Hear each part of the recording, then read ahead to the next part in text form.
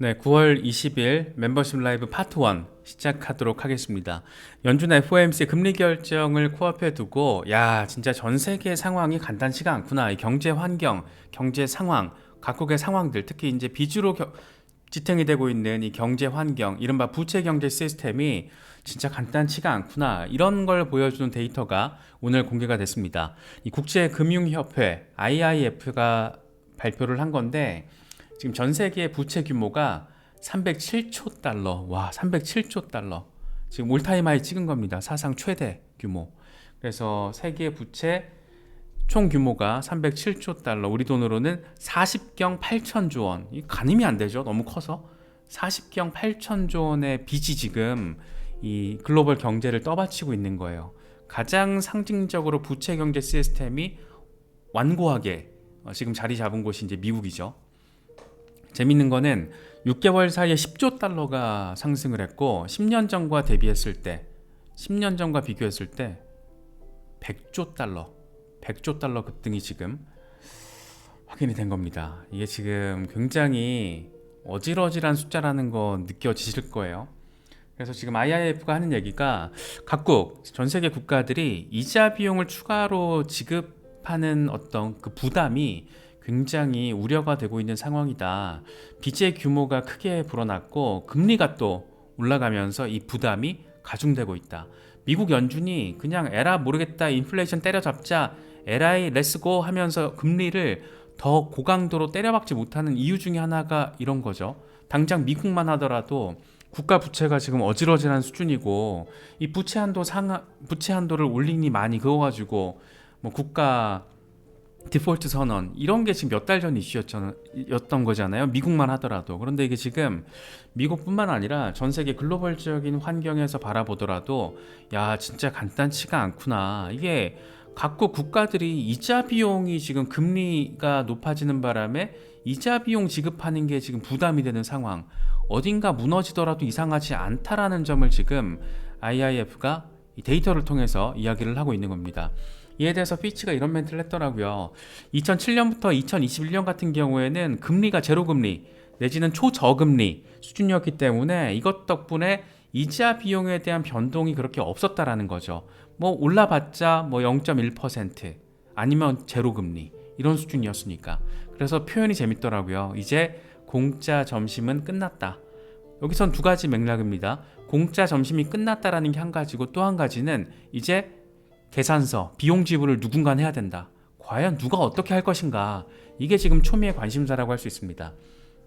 재밌는 건 뭐냐면 이번에 IIF가 각국의 이제 가계부채와 관련해서도 부문별로 이야기를 했는데 우리나라의 가계부채가 GDP 대비 101.7%, 이 비교 국가가 61개 나라였는데 이 중에 우리나라 가계부채가 전 세계 4위, 1위는 스위스, 2위는 호주, 3위는 캐나다. 그런데 이 가계부채 이슈에서 이제 통계에 잡히지 않는 게 있잖아요. 우리나라 특유의 상황, 전세 이런 것까지 들어가면은 이제 OECD 1등이라는 얘기가 나오는 거고 어려운 상황이에요. 지금 국제 경제적인 관점에서 봤을 때 특히 이 팬데믹을 거치고 나서 정말 전례 없었던 그런 국가적인 글로벌한 위기 상황을 겪고 나서 돈이 너무 많이 풀리다 보니까 이런 부작용이 지금 하나하나 이제 숫자로 구체적으로 지금 나오고 있다라는 거. 그런데 우리나라 상황이 지금 드라이하게 봐도 4위. 어질어질합니다. 진짜 어질어질한 상황이에요. 가계부채만 놓고 봐도. 그런데 지금 우리나라 정부에서 하고 있는 건 뭐다? 막 50년 주담대 이딴 거 내놓고 있으니까 사람들 막 더 어질어질하게 만드는 거죠. 물론 이제 지금 브레이크는 걸렸지만 지금 정부의 어떤 이런 정책적인 능력이 둘 중에 하나입니다. 진짜 무능하거나 아니면 다른 의도가 있거나. 지금 이렇게 할 수가 없어요. 정책을 내놓을 때마다 거의 막 우아하게끔 만드니까. 그래서 최근 들어서 가장 약간 쇼킹했던 거는 저는 개인적으로는 다른 것도 뭐 여러 가지가 있지만 50년 주담대였거든요. 근데 이거 정신머리가 진짜 없는 건가 뭐 여러 가지 생각이 들었는데 그걸 더 약간 더 선명하게 느끼게 해주는 그런 상황. 한국의 가계부채 GDP 대비 61개국 가운데 4위. 어질어질합니다. 아무튼 이런 상황이라는 거. 그렇기 때문에 지금 국가도, 그러니까 정부도 기업도 가게도 그리고 경제 3대 축이 다 빚으로 지금 허덕이고 있는 거예요. 그렇기 때문에 금리 상황이 더 중요한 거고 연준의 FOMC 회의 결과가 더 주목받을 수밖에 없는 겁니다. 이제 한국 시간으로 21일 새벽 3시에 금리 결정이 발표가 되는데 결론은 거의 이제 기정사실화 돼 있죠. 금리 동결. 그런데 매파적인 뉘앙스가 직접적인 멘트가 됐든 뉘앙스가 됐든 나올 것이다. 그래서 제롬 파월 의장이 회견을 통해서 매파적인 멘트를 어느 정도 수위로 밝히고 또 뉘앙스를 어느 정도로 건네느냐에 따라서 이게 이제 시장에 직접적인 영향을 미칠 것으로 우리는 지금 예측을 하고 있습니다. 그래서 금리 경로의 방향성이 어떻게 될지 이것도 지금 관전 포인트인 거잖아요. 지금 지난번 FOMC 회의를 놓고 보면 5.75%가 연말 금리 상단이었거든요. 그렇게 되면 한 번 더 올릴 수 있다라는 게 지난번 회의 때 점도표를 통해서 우리가 확인할 수 있는 부분이었는데 지금 이번 같은 경우에는 유가 상황 변수도 있고 여러 가지 또 인플레이션이 간단치 않다라는 걸 보여주는 상황들이 있기 때문에 연내 한 번이 아니라 2번 인상 가능성 이런 얘기들도 지금 많이 나오고 있죠. 그래서 금리 인하 시기는 또 언제쯤이 될지, 그러니까 내년 상반기가 될지 하반기가 될지 또 그 속도는 어떻게 될지 이것들이 점도표를 통해서 어느 정도 모양을 보여줄 거기 때문에, 그러니까 FOMC 위원들이 바라보고 있는 방향성에 대해서 이제 어느 정도 확인이 될 거기 때문에 그런 부분들을 또 이제 관심 있게 바라볼 필요가 있습니다. 이런 와중에 OECD는 뭐라고 하냐? 금리를 고금리 상황을 유지하거나 아니면 추가 인상을 해야 된다. 지금 근원 인플레이션 상승률을 보면은 이 완화와 관련해서 명확한 신호가 나타나지 않았어. 그래서 이게 나타날 때까지 긴축 통화 정책을 유지할 필요가 있다. 이런 얘기를 합니다. 특히 각국의 근원 물가 상승세가 이렇게 꽤 완고하게 지금 꺾이지 않고 있고, 그렇기 때문에 내년까지 금리 인하 범위는 제한적으로 가야 된다. 그러니까 섣불리 금리 인하 조치 취하면 안 된다. 이런 얘기 지금 하고 있는 겁니다. 머리 아픈 상황이에요. 누가 봐도 간단하게 굉장히 단순하게 1차원적으로 정책 결정을 내리기가 쉽지 않은 상황이다라는 거를 이런 부분을 통해서도 우리는 조금 느낄 수 있다. 체크하시면 될 것 같습니다. 지금 인플레이션과의 싸움에 있어서 복병으로 등장을 한 건 국제 유가 상황. 물론 이제 4거래일 만에 소폭 빠지긴 했지만 그래도 다 90달러 위에서 지금 자리하고 있고, 그렇기 때문에 월스트리트 저널은 아예 대놓고 인플레이션이 새로운 복병으로 등장을 했다. 연말까지 100달러 가능할 것 같은데 이런 얘기들 지금 하고 있는 거죠. 그래서 유가 상승세가 인플레이션과의 전쟁에 있어서 새로운 도전이 될 수 있다. 이 유가 상승으로 인해서 연준의 추가 금리 인상 가능성 존재한다. 그러니까 유가가 올라가서 이 생산품, 제조 단가가 올라가고, 이건 이제 PPI의 인상을 의미하는 거고, PPI는 CPI의 선행지표 역할을 하기 때문에 CPI의 상승으로 이어질 거고, 그럼 결과적으로 뭐다? 인플레이션이 둔화세가 꺾인다라는 거, 인플레이션 상승세, 반전이 생긴다라는 거기 때문에 이게 지금 간단치가 않아요. 그리고 보셔서 아시겠지만 8월 말부터 지금 유가가 급등했거든요. 기울기 보시면 아시잖아요. 이 급등세가 이제 9월 PPI, CPI, 그러니까 10월에 발표될 9월 인플레이션 데이터를 통해서 이게 반영이 될 거라는 거죠. 그래서 그런 부분들이 또 어떻게 나오느냐에 따라서 11월 금리 인상 여부, 특히 이제 12월, 통상적으로는 제가 몇 번 말씀드렸는데 통상적으로는 12월에는 연준은 금리 인상을 안 합니다. 이 최대 소비 시즌이기 때문에 미국 GDP에서 소비가 차지하는 비중이 3분의 2잖아요. 그래서 최대 소비 시즌에 금리를 인상을 한다. 이거는 거의 이제 GDP까지 꺾이게 만드는 거라서, 안 그래도 지금 중국 상황이 또 긴축이고 여러 가지 안 좋은데, 그러니까 이 경기 침체 시그널이 나오고 있어서 여러 가지로 지금 불안한 점이 많은데 미국이 12월에 금리 인상을 하면 이게 어떻게 되는 걸까? 좀 헷갈리게 만드는 부분인 거죠. 그만큼 유가의 상승세라는 게 간단치 않다. 여러 가지 조금 안 좋은 임팩트를 내보일 수 있다. 이런 부분들도 참고를 하시면 좋을 것 같아요. 일단 비트코인의 흐름은 나쁘진 않습니다. 27,200달러 지지가 지금 되게 중요하다. 왜? 50일 단순이동 평균이 자리하고 있기 때문이고, 또 다른 관점에서는 이게 지금 월간 차트에서 저항 라인이에요. 그래서 이걸 뚫고 월간 단위로 봐도 이 위에서 올라서줘야 되고, 단기적으로 데일리 일간 차트의 관점으로 보더라도 이게 50일 단순이동 평균의 딱 그 지점이기 때문에 27,200달러 부근에서 지금 굉장히 강한 저항이 확인되고 있다라는 거는 다 그럴 만한 이유가 있다라는 거, 이걸 또 체크할 필요가 있고, 캡틴 파이빅은 이런 얘기를 합니다. 지금 비트코인이 27,200달러 저항에 직면한 상황인데 여기를 뚫고 돌파해서 지지를 확인해주면 10에서 15%까지 랠리 가능성, 그러니까 3만 달러 랠리 시도를 이야기하는 거고, 만약에 실패, 여기서 빠질 경우에는 25,000달러 리테스트 보이시죠? 이 라인 가능성이 있다라는 걸 지금 이야기를 하고 있습니다.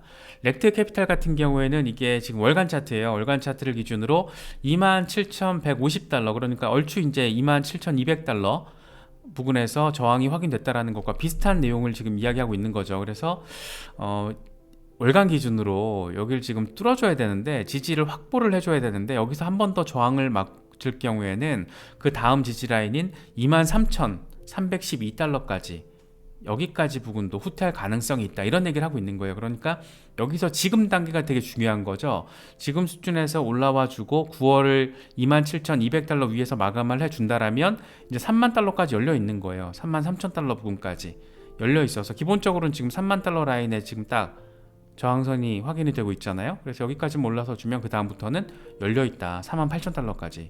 이게 지금 흥미로운 포인트인 건데, 그래서 의미 있는 어떤 재료가 하나 땅 하고 들어와 줘서 27,200달러 위에서 올라서 주는 상황이 데일리 차트를 통해서나 월간 차트를 통해서나 굉장히 중요하다. 지금 괜히 이렇게 저항이 빡센 게 아니다, 그런 부분들 좀 체크를 하시면 될 것 같아요. 이번에 또 그레이스케일이 재밌는 얘기를 했는데, 실질금리와 비트코인의 흐름이 정반대 흐름이라는 거예요. 그래서 이번에 FOMC에서 금리 인상 종료와 관련된 언급이 나오거나 이 4분기에 종료가 될 경우에 암호화폐는 상승하게 될 것이다. 금리가 동결되면 실질금리는 하락하게 되고, 이때 역상관관계를 가진 비트코인은 상승할 수 있다, 뭐 이런 얘기죠. 그래서 관건은 이제 국제 유가 상황이 인플레이션을 자극하는 요인으로 지금 지목되어 있는 상황이기 때문에 이게 얼마나 조금 순조롭게 핸들링이 되느냐 하는 건데, 이 인플레이션과의 싸움이 정말 어렵다라는 것도 우리가 좀 느낄 수가 있죠. 그런데 어쨌든 지금 상황에서 비트코인의 흐름만 놓고 봤을 때 기대 포인트를 안기는 거는 단연 비트코인 현물 ETF 그리고 반감기 이슈입니다. 그래서 번스타인 같은 경우에는 내년 초에 비트코인 현물 ETF 승인에 대한 기대감이 지금 깔려 있고, 비트코인 반감기까지 또 예고가 있기 때문에 강세장에 대한 기대감이 남아있는 상황이다. 특히 기관들은 지금 개인 투자자들과는 상당히 다른 행보를 보이고 있다. 계속 관심, 번스타인에서 어떤 행사만 열면 기관들이 엄청 관심을 갖고 있다는 거예요. 그래서 기관들의 진입, 비트코인 현물 ETF가 보여줄 수 있는 힘, 그런데 기관들도 돈을 벌기 위해서 지금 진입을 하려는 거니까 얘들도 다 이미 스터디가 끝났단 말이에요. 뭐? 비트코인 반감기 랠리가 얼마나 중요한지를 알기 때문에 비트코인 현물 ETF에 들어오는 그 시점이 딱 반감기 전이었으면 하는 어떤 그런 기대감을 기관들은 가지고 있는 거죠. 재밌습니다. 물론 이제 QCP 캐피탈 같은 경우에는 비트코인 추가 하락 가능성을 이야기를 했는데 조금 더 보수적인 관점으로 이야기를 했더라고요. 그래서 이번에 이제 비트코인이 반등한 원인으로는 이 마운트 곡스 이슈를 거론을 했고, 4분기에 글로벌 거시 리스크로 인해서 비트코인이 22,000달러까지 하락 가능하다. 연준이 금리를 인하하기 전까지 주식과 비트코인은 주춤할 것이다, 이런 얘기를 합니다. 여기서 사실 저는 개인적으로는 동의하지 않는데, 한 가지 좀 의미 포인트가 있는 거는 비트코인이 22,000달러까지 한번 털고 갈 수 있다. 왜? 지금의 축적 그 박스권의 하단이 22,000달러 부근이에요. 그래서 이 축적의 범위를 생각했을 때 22,000에서 31,000달러까지가 지금 축적 범위 박스권으로 지금 지목이 되어 있는데, 그렇기 때문에 한번 털고 간다 그러면 지지라인 22,000달러 부근 리테스트 가능성, 이런 거는 사실 생각해 볼 수 있고, 지금 상황에서 세력들은 지금 가격을 원치 않을 거예요. 그렇게 생각할 수도 있다라는 거죠. 그러니까 반드시 가격이 22,000달러를 한 번 더 찍는다라고 말할 수는 없지만, 찍을 수도 있다, 그럴 수 있겠구나라는 생각이 드는 거는, 조금 더 저점에서 매수를 하고 싶어하는 고래들, 또 세력들의 어떤 그런 입장이 있고, 위크핸드들 같은 경우에는 단기 홀딩 위크핸드들 같은 경우에는 한 번 더 쏟으면 뱉을 거거든요. 그럴 때 이제 손바뀜이 나오는 거고, 그런 걸 좀 전략적으로 시장 마켓 드라이버의 역할이 또 등장할 수 있다는 것도 우리 같은 개미 입장에서는 일단 가능성 가운데 하나로 체크해 놓고 접근을 하면 좋을 것 같습니다. 노무라 홀딩스의 계열사 레이저 디지털이 이번에 비트코인 펀드를 출시를 했습니다. 기관 투자자들 대상이라고 해요. 그런데 재밌는 건 이제 커스터디 업체 코마이누라는 커스터디 업체인데, 이게 노무라와 레저 그리고 코인쉐어스가 합작으로 설립한 회사라고 합니다. 그러니까 노무라도 이미 커스터디 업계에 돈을 넣은 거죠. 최근에 이제 도이체방크가 커스터디 산업에 발을 내디뎠고, 리플이 계속해서 커스터디 웹3 인프라스트럭처 기업들을 사들이고 있고, 계열사로 지금 만들고 있고, 이런 흐름들은 하나의 궤를 형성하고 있다는 거죠. 왜 은행들이 커스터디 기업들에 이렇게 관심이 많을까? 당연하죠. 이제 기관들이 어떤 자산 유입이 왔을 때 그걸 안전하게 잘 보관을 하는 게 중요한데, 은행 예금은 금고에 넣어놓으면 되는데 이건 그게 아니잖아요. 커스터디를 해야 되는 거잖아요. 기술적인. 그래서 안정적인 커스터디 업체를 인수를 하거나 사들이는, 그러니까 인수를 하거나 만드는, 아예 만들어버리는 그런 상황이 지금 지속적으로 포착되고 있다는 것도 어떤 하나의 트렌드 포인트로도 우리가 바라볼 수 있지 않나 생각이 됩니다. 지금 이제 가장 큰 어떤 기대 포인트가 비트코인 현물 ETF 승인 시점이잖아요. 그런데 미국 SEC의 세컨드 데드라인, 두 번째 검토 기한이 10월 중순에 지금 몰려 있어요. 그러니까 다음 달 중순인 거죠. 그래서 이게 10월 중순에 세컨드 데드라인에 맞춰서 승인이 될지, 이 중에 일부가, 아니면 이게 1월 중순에 몰려있는 세 번째 데드라인으로 갈지, 아니면 파이널 데드라인인 3월 중순에 몰려있는 이 시점이 될지, 아니면 이때 다 기각이 될지, 어떻게 될지는 아무도 몰라요. 그런데 지금의 분위기를 놓고 보면 전반적으로는 세 번째 데드라인이나 파이널 데드라인까지 갈 가능성이 좀 높지 않나, 이런 얘기들이 많이 나오고 있고, 만약에 파이널 데드라인으로 간다라고 하면 그 어떤 드라마틱한 느낌이 시장을 더 강하게 움직이게 만들 수 있습니다. 왜냐? 3월 중순에 비트코인 현물 ETF가 승인돼서 기관들이 우르르 들어오는데 시장 급반등 나오겠죠. 그런데 4월에 비트코인 반감기라는 거예요. 그때부터 반감기 랠리 이슈, 기관들의 비트코인 현물 ETF 출시, 이에 따른 매집, 그리고 기관들의 실제 진입, 뭐 이런 게 맞물려지면 재밌겠죠. 그런데 그 시점이 어쨌든 가장 빠르게 지금 스탠바이가 돼 있는 게 세컨드 데드라인 10월 중순에 몰려 있다라는 거. 10월 17일, 16일, 뭐 19일 뭐 이렇게 몰려 있는데 어떻게 될지 모르겠지만 빠르면 이런 가능성도 있고, 글로벌 렉스 거는 지금 10월 7일이네요. 10월 7일에도 있고. 그래서 어쨌든 지금 이렇게 줄줄이 대기하고 있는 것들이 있고, 이 중에서 다 기각되지는 좀 어렵지 않을까, 뭐 그런 생각을 우리는 좀 가져볼 수가 있는 거죠. 그래서 지금 여러 가지 어떤 이슈들도 많고 우려점들도 있고 기대 포인트들도 많은데, 가장 큰 핵심 키워드는 비트코인 현물 ETF와 비트코인 반감기, 이 두 가지를 세팅을 딱 해놓고 이제 조금 중기적인 관점에서 전략적인 대응을 개인의 투자 스탠스에 맞춰서 하면은 좋지 않을까, 뭐 그렇게 생각이 듭니다.